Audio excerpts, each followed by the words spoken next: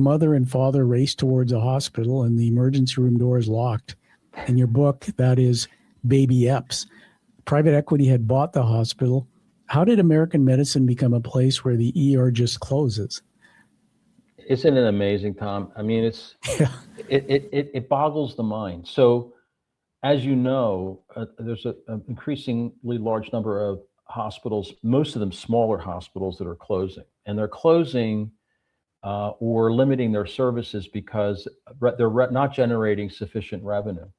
This is happening in rural areas where there's a lot of elderly people who don't have very good insurance, but it's also happening in the inner city where there's many Medicaid patients and patients who don't have any insurance whatsoever who are frequenting the hospitals, and those people are not turned away. They're treated, they're admitted, but the hospital has to eat the bill. And the other thing that's happening is that medical insurance companies are continually ratcheting back on the amount of money that they pay for patient care in the hospital. So and then the cost of care itself is exploded. Yeah.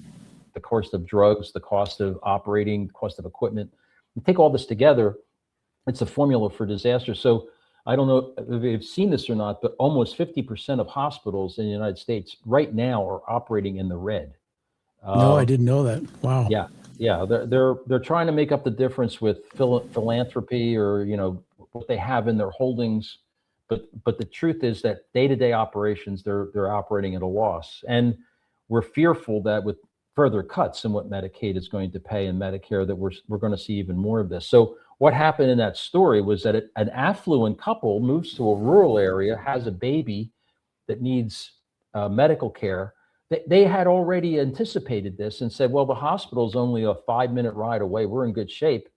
But when they went to that hospital, when that baby was sick, the ER had been closed, and it necessitated a much longer process of obtaining care, and the baby didn't make it. Wow.